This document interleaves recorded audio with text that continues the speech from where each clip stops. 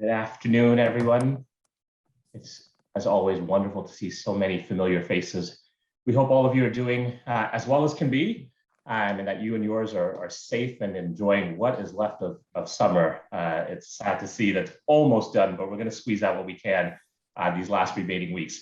We have a wonderful conversation ahead today. Let me first just cover some basic housekeeping rules. First, we're recording today's session so that we can share it with those who are unable to attend. And second, when it comes time for the Q&A, feel free to use the chat box at the bottom of your screen to drop in your questions, and we're going to try to get to as many of them as we possibly can. Good afternoon, everyone. My name is Hardy Vier, and I'm Chief of Staff here at KIND. And I have the honor of kicking us off today in this session where we're going to discuss KIND's response in the family separation and family unification context dating back to 2018. It's obviously been a dismaying series of news headlines recently, whether it's Afghanistan or Haiti. We at KIND are keenly aware that in times of crises that it is often the children who are among the most vulnerable and have to bear the brunt of these crises. And so whether that crisis is geopolitical, like Afghanistan, or natural, like Haiti, the earthquake this past weekend, KIND has been there, and KIND continues to be there for children. And in some instances, the crisis is of a policy dimension, as we saw in some judgments made by the last administration dating back to 2018 that still have ripple effects to today. So we have been on the front lines participating and providing legal and social services as well as advocacy work on behalf of those children who've been affected dating back to 2018. And we're going to delve more deeply into that today. And for that, I'm going to turn the floor over to my esteemed colleague, Scott Schuchart, who's our Senior Director of Legal Strategy. Scott has been described as a lawyer's lawyer. I can think of no higher compliment to give someone in this profession. So Scott, the floor is yours, sir.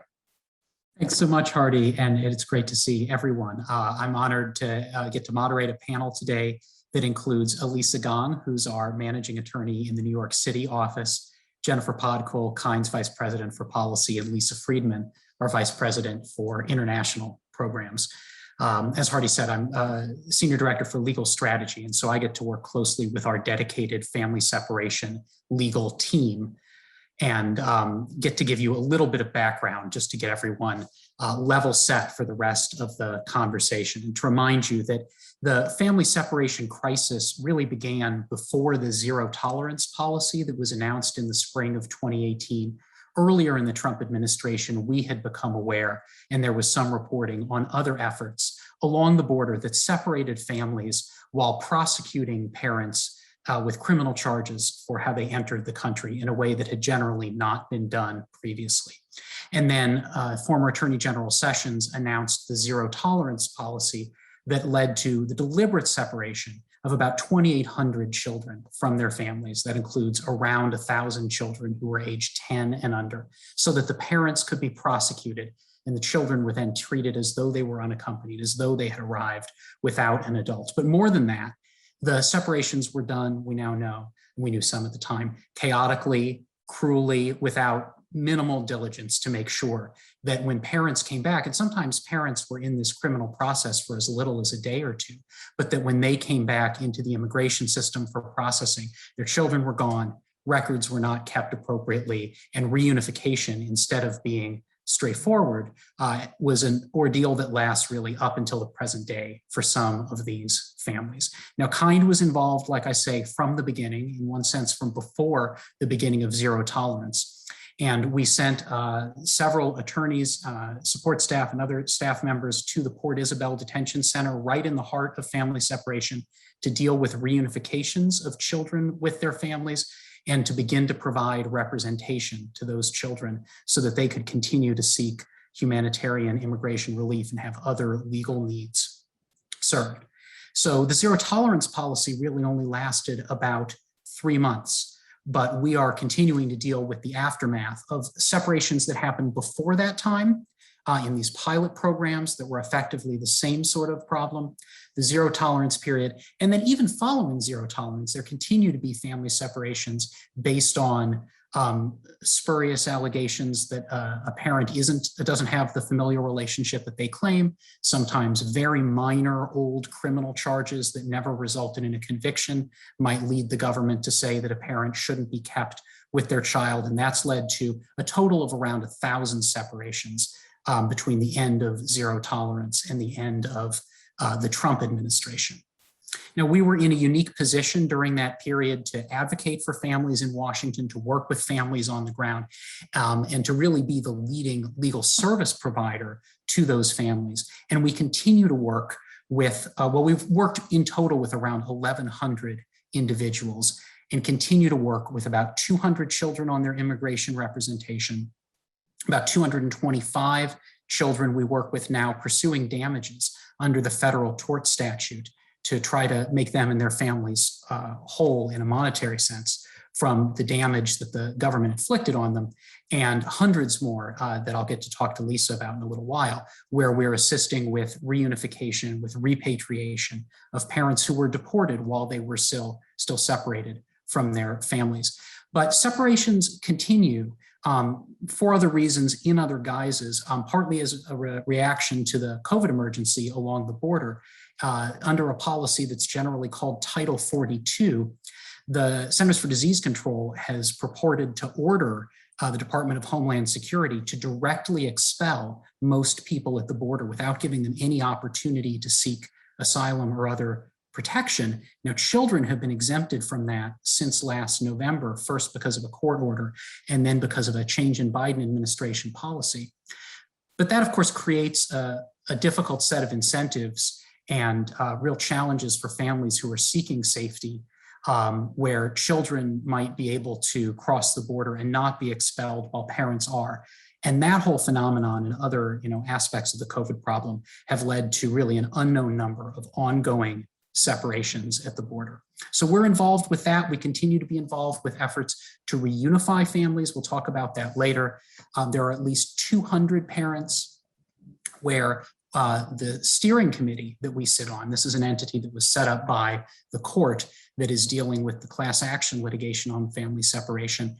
There are at least 200 children whose parents have not been able to be contacted by the steering committee. Generally, some parents in the United States, some abroad, who, for whatever reason, we don't have proper contact information, they've disappeared, they don't wish to be found, and where efforts really continue to try to put the families back together, to put everybody back in touch, and to seek the kinds of remedies that are available or that may be available in terms of immigration relief.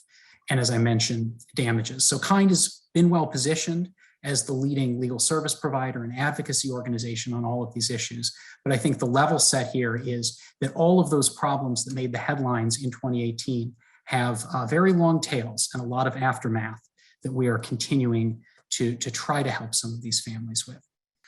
If I can call on Jen Podkul now, our Vice President for Policy. Jen, how is KIND working with the White House now and with other elected officials on reunifying some of these separated families? Sure, thanks, Scott. Hey, everybody.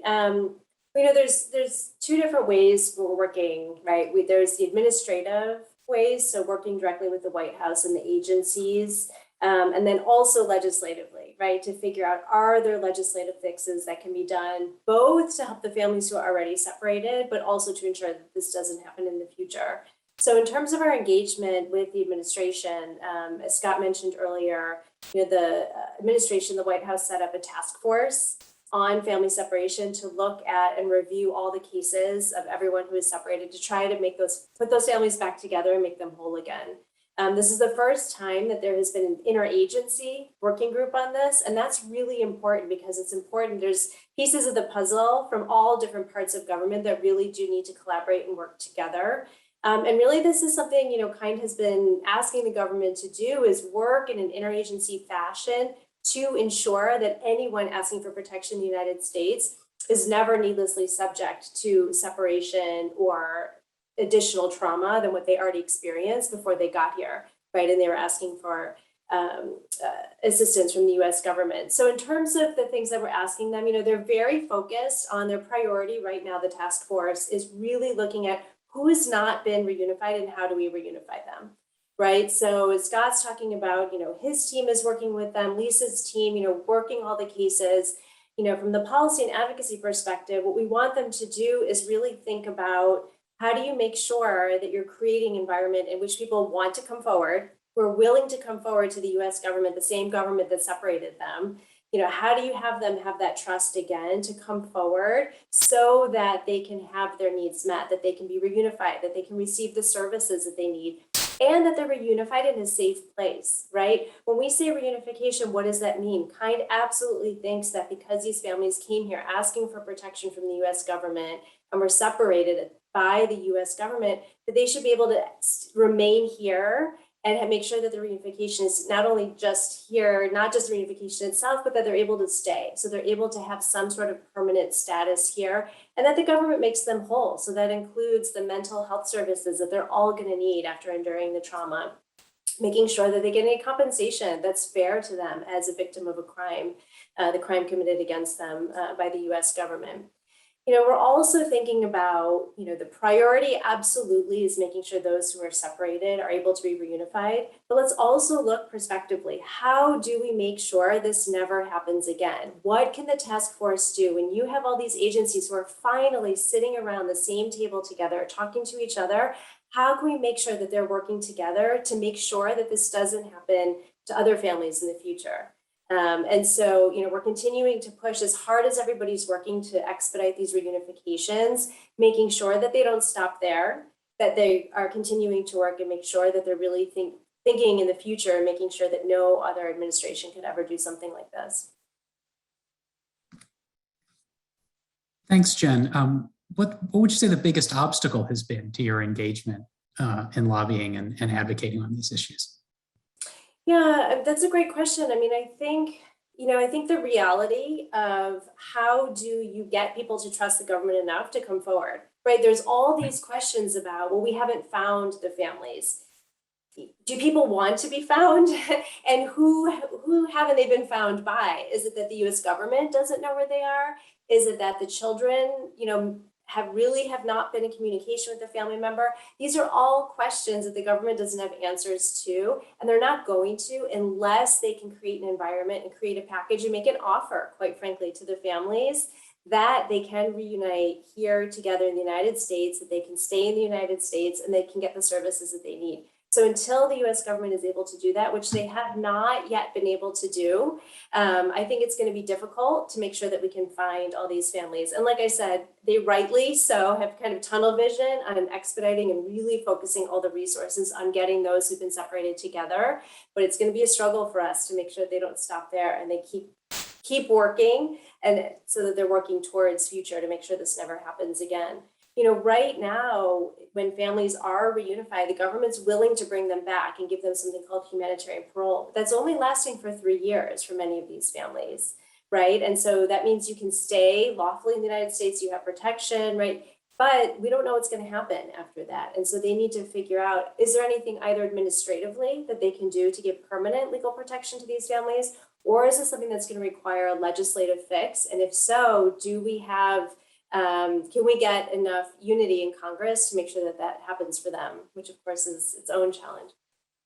Yeah, I mean, I'd be very interested in talking about legislation, but I want to bring in Lisa to talk about the repatriation and reunification piece of it too. Lisa, should we start at the beginning with when the international programs were first involved with family reunification? Sure. As you sort of said, Scott, we actually kind of been involved in these cases before zero tolerance. And so on the international program side, one of our programs is a reintegration program where we are working with partner organizations in Central America to provide a range of services to children who are returning. And through those partners and through our years of programming in that area, we actually started to get frantic phone calls. This is really how the international side got involved, frantic phone calls from parents who either their spouse had migrated with their child and then they didn't know where anybody was because the parent and child were separated, and they didn't hear from either of them. And so they were calling, I don't know where anybody is, or from a deported parent who came with a child and was deported and saying, I was deported. I don't even know what happened. They told me if I went back, that's how I would reunify with my child, but I don't know where my child is. So that's kind of what brought us in. As well as cases where children were seeking to return immediately to country of origin because they heard that their parent had been deported there without them. And so we started, I mean, I would say initially we started, actually the immediate focus was on making sure that parents could even find their children, that they knew where they were. I mean, that's actually how bad it was. But anyhow, so that's sort of when we got involved. And I would say, initially we, early on, and Scott referred to the steering committee. So through the Ms. L litigation, an NGO steering committee was formed to advise both the ACLU and the court on the litigation with a particular focus on the deported parents. So Kind's been a part of that steering committee from the beginning. And initially we were very engaged in contacting the class members, the parents, to inform them about the litigation, to inform them of their rights.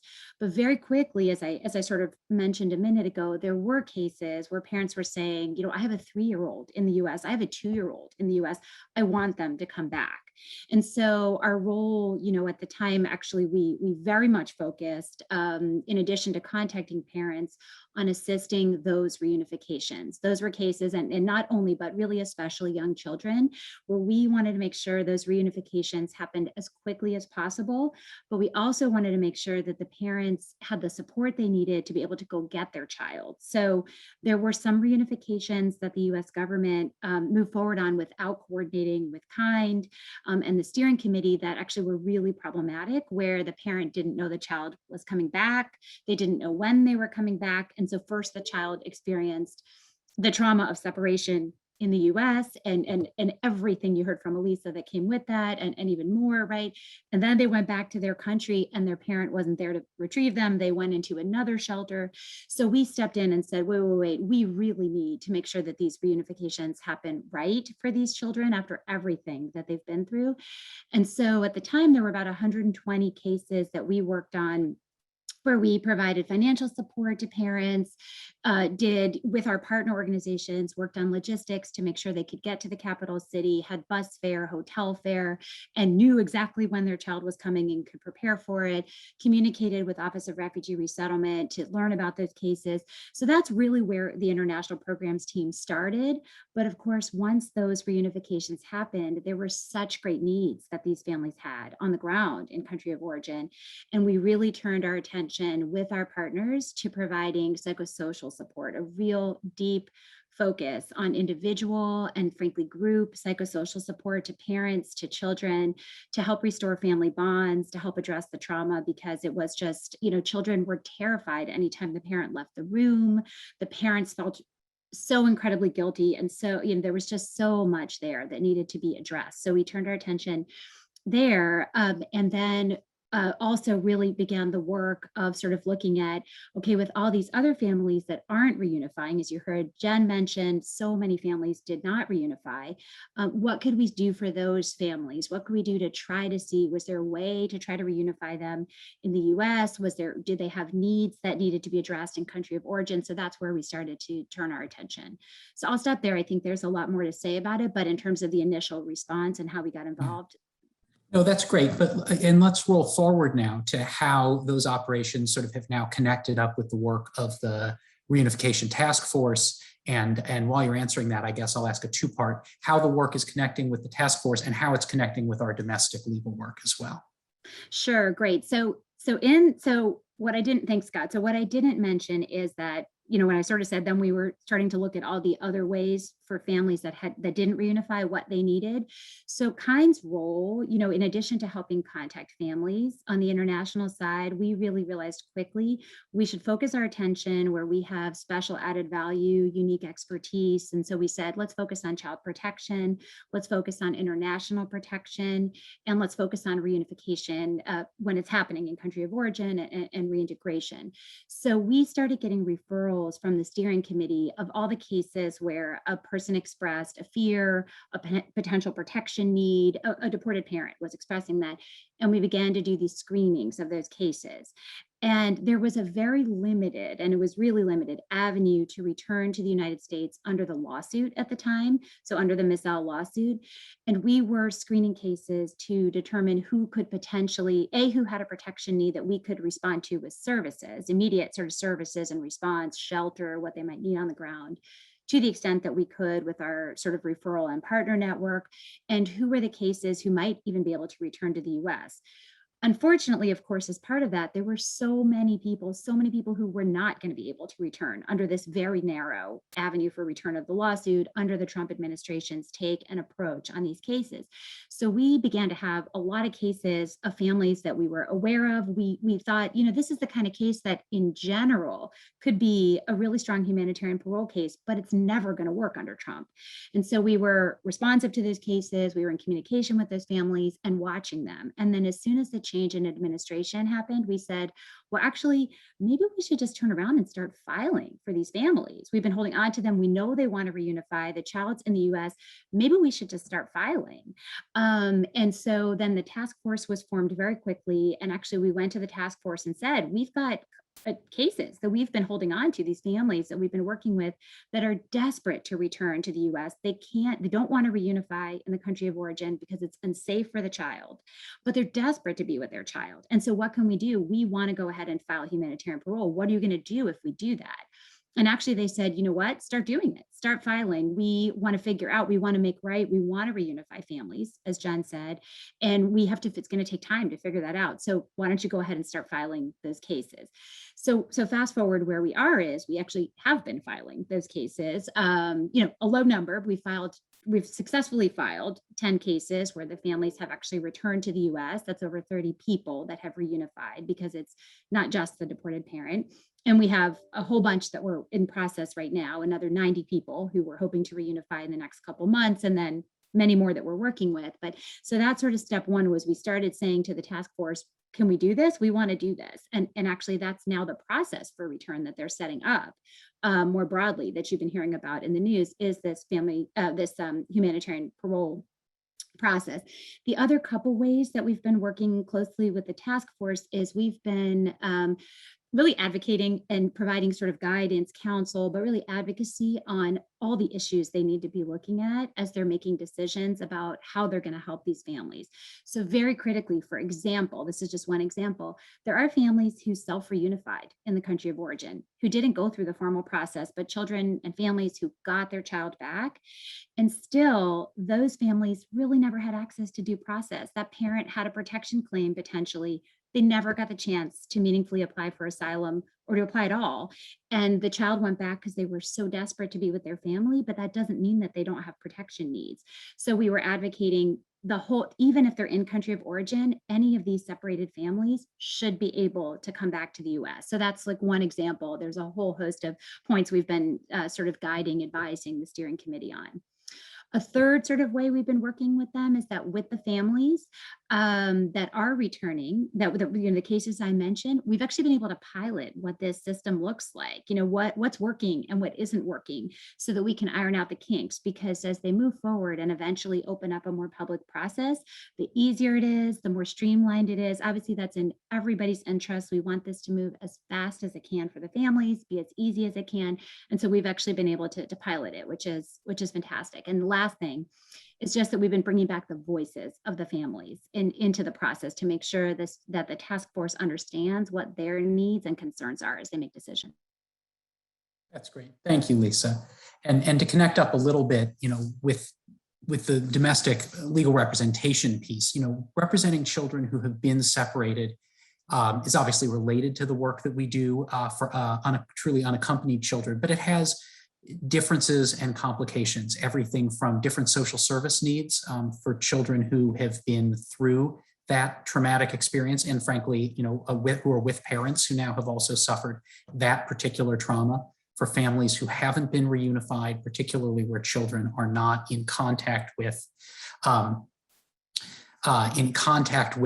parent and country of origin. Do they have access to facts about the reason that they that they fled, right? If they were coming for an asylum claim, often parents do not want to explain to children what the fearful thing is that has driven them to travel here. And then if you have a separated child, there's a real additional challenge in making out the legal claim, right? Without access to those facts, without access to somebody who understands what the experience is. The children who we're in touch with who either haven't been reunified or took some time to be reunified are across the country. We represent them through many of kinds, 10 different field offices. And then we have an additional sort of a virtual field office that deals just with family separation cases in the places where we have other physical presence and sometimes kids who are elsewhere.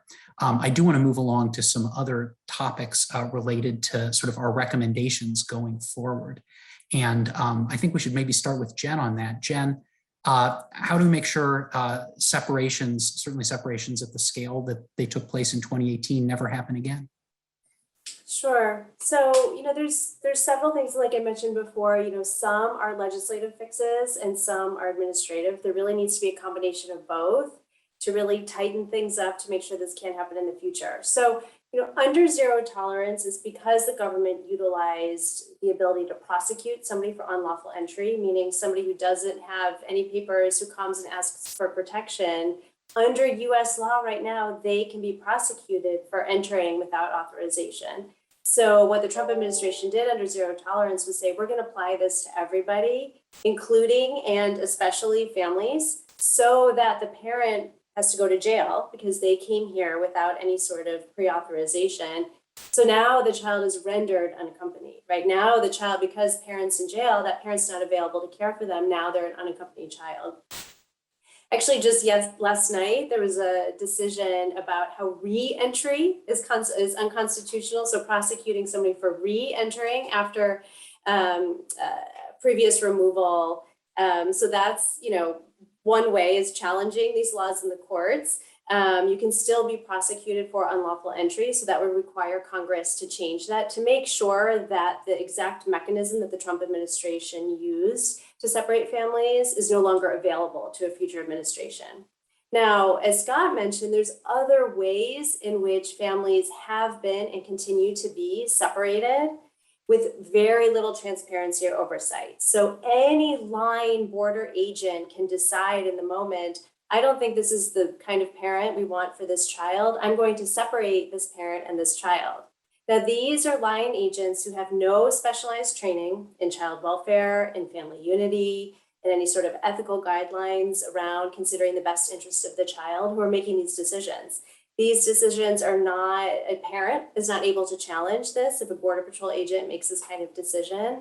So a lot of recommendations KIND has made is let's really lift the veil on what's happening and how these decisions are being made and ensure that you have the right kind of professionals who are there at the moment of apprehension, who are responsible for the screening and who are making decisions based in ethics and consideration of the best interests of the child, who are going to make these kinds of decisions. Ensure that any sort of decision that's as consequential as separating a child from their parent is reviewable, right? Make sure that a parent can challenge that. Make sure that we're not needlessly separating. And there's a lot of ways that that can happen. We can ensure that Customs and Border Protection hires those with child welfare training to work and conduct the screening and engagements with the kids and families. You can make sure that you have someone from the Administration of Child and Families under Health and Human Services is actually co-located in these reception facilities along the border to make sure that you have different professionals with different chains of command and different responsibilities who are there helping really decide what's going on. And again, finally, the last part in terms of making sure that it's reviewable, making sure parents can challenge any decision that's being made, making sure people have a right to talk to a lawyer. People can't talk to lawyers while they're in Customs and Border Protection facilities, right? There's no access to counsel in that moment. So making sure that people can be calling, asking for help, asking for assistance, asking for advice for all of these before these kinds of very consequential decisions are made. So like I said, I think it's really going to be about a combination of legislative and administrative to make sure that we're not living in a world where such an important decision really comes down to the gut instinct of one person who really does not have the training or background to be doing so. Right. And Lisa, sort of the same kind of question to you. What do we do about prevention, and what do you see as the major unfinished work of this program right now? Well, so I'll start with the unfinished work because I think Jennifer's answers were really great on prevention. I only would just add that policies at the border that inadvertently lead to separations also have to be addressed. To the policies that Scott was talking about at the beginning, which we absolutely see leading to separations of families at the border because only the child can get in. The family, is so concerned for the child's safety. So that absolutely needs to be addressed in addition to those policies, in addition to everything that Jen was saying about preventing future separations. And then in terms of sorry, Scott, it was what more needs to be done to address the existing separated families. There's so much work that remains. There is honestly tremendous amount of work that remains. So first of all, there is getting to this public process where there is actually a process available to all these families. We see on the positive side that for the cases that we've filed, what has been put in place is actually efficient and it's working. Like I said, we've been ironing out the kinks, but these cases are being decided quickly, or I would say relatively quickly. And so getting to this public process where there's this possibility for the thousands of individuals who remain separated to move forward is obviously needed. But in addition to that, there's what Jennifer was talking about before. How do we inform the families? So there's going to be a need to really, the trust is a major issue because they were so traumatized by the actions of the U.S. government that even the families we have already been in contact with, there's a lot of work that does have to be done there, as was indicated before. So I think that a communications campaign that really provides truthful, reliable, accurate information in languages, in words that people can understand, available in different indigenous languages and Spanish, by video, kind of a range of ways to send out information is going to be so important.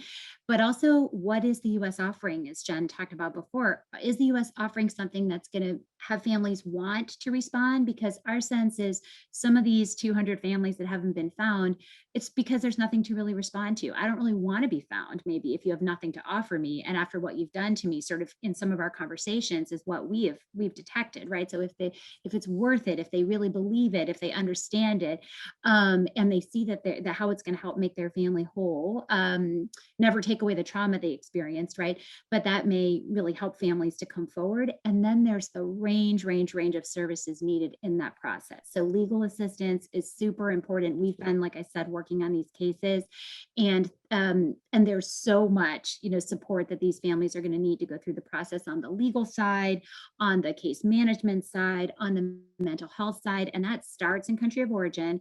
How do I, do all the pieces? How do I get my passport? How do I kind of all the pieces? But it continues in the U.S. in terms of stable housing, in terms of helping children register for school, in terms of really supporting families as they come back. The mental health piece is going to be huge. I was talking about it on reunifications in country of origin. These are families who've been separated even longer, a lot longer, years now in some of these cases. So there's so much work to do on that side of it. And then finally, really on the permanency, what is going to happen for these families as a longer term? So even a case, and I actually just worked with a family because I wanted to make sure I truly understood the process. And this family just reunified actually this week in the United States. And I mean, what I cannot even tell you, the joy and the emotionality of this family to come back together. But there, of course, as part of these conversations, it's like, what's going to happen? How long can we be there? How long can we be there? What's going to happen next? And so figuring out the long-term stability for these families and doing it in a way that a next administration can't take away as it's being processed, I think it's going to be critical. I think that's right. And one other piece of that, I guess I alluded to earlier, is the damages claims. So Kind and our pro bono attorney partners have filed hundreds, and we've worked with other law firms that have filed additional hundreds of administrative claims for money damages. And those are shifting into litigation in some cases. And obviously, what families need is a lot more than money, but a family, particularly maybe a family that's reunifying, would certainly be helped by some kind of compensation. So that is another piece of what we're working on. Jen, beyond the government funding some sort of damages claim or some sort of damages settlement, is there any hope for accountability for the architects of this program? Yeah, that's a good question. I mean, there is a lot of rhetoric about, if what the United States government did was a war crime, what was was it torture, what we put these families through? I think there are a lot of people who are considering, as there's some sort of punitive measure that could be taken, to the architects of this. I think from our perspective, we are so focused on the kids and the families themselves and working to make sure this never happens again. I think the real accountability for this administration is making sure that that happens, that these families get permanency and are safe, and that they figured out a way to really try to make sure that no other administration can do this in the future. I have two other questions for me before I get to some fun questions from the crowd. Jen, what are we asking? What can we ask everybody outside of KIND, everybody who's called into this to do to help recenter this issue? There's been so much else going on. What do we need to draw the necessary attention back to this issue? Yeah, I mean, the outpouring that we saw from across the aisle from people who've never waited on immigrations before in the past on this issue, I think what we need to do is really understand how what's happening now and the decisions that the U.S. government is making right now about people seeking protection globally is really think about anything that we're doing right now continuing to lead to family separations, right? Scott and Lisa have talked about, Title 42. What happens? What kind of calculation are we making a family consider if the family can't get in and ask for protection, but you're saying, okay, if a child's alone, they can come and ask for protection. What about, the consideration of re-implementing the migrant protection protocols, right? Where you're able to ask for asylum, but you have to go back and wait in dangerous and squalid conditions in Mexico. What kinds of decisions are we requiring people to think about and to make? So really making sure that the lessons that we've learned and the outrage that was, expressed during the height of zero tolerance, we're very thoughtful about this as we're thinking about how we react to current proposals for management of, people who are in need of protection. This is a time when it's very, very high, right? There is a lot going on globally. There is a lot of implications that we're seeing at the U.S. Mexico border. And we really need to make sure we're being thoughtful that just because someone's 20 meters away, right, maybe on the Mexico side, if that family is being forced to separate, what is the culpability of the United States government in that? And how do we prevent that from happening in the future? Thank you. And Lisa, if you want to add anything to that, but also speak to maybe what resources KIND needs to continue with this work. Sure. I'll focus on resources just because I know we're all eager to get to the questions, and Jen had such a great answer. And I would just say that, we were so grateful in 2018 for an outpouring of support to be able to respond to this work. And we're grateful now because the work that I talked about, for example, that my team is doing on filing these applications for return, the humanitarian parole applications, is coming through support to increase our teamwork and increase our legal capacity to both directly do those cases and actually mentor. We're working with some pro bono attorneys to mentor them on cases too. But of course, the numbers are the big issue here. There are, as Scott indicated, thousands who remain separated, who hopefully will be eligible when this becomes a public process.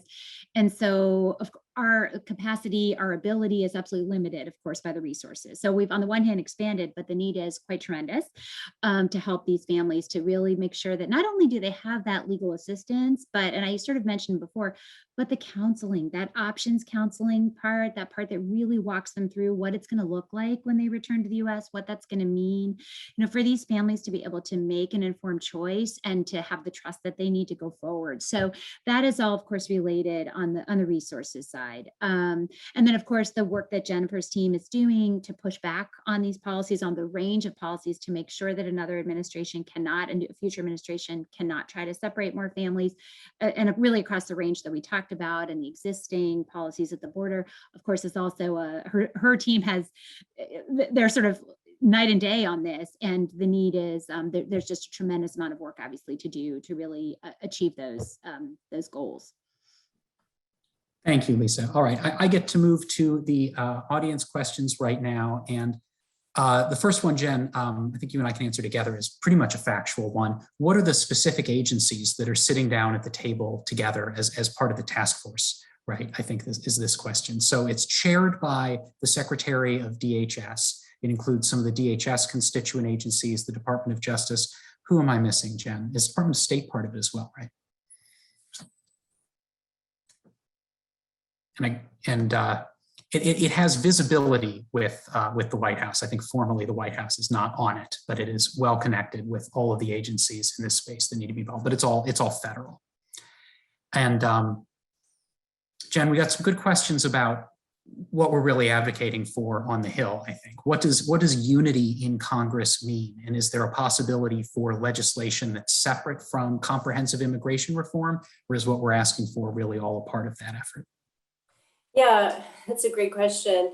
So, there's been standalone legislation introduced in both the House and the Senate that tries to get at, how do we provide necessary, reparations and protections for the families who are already separated, and are there changes we can be making in the future?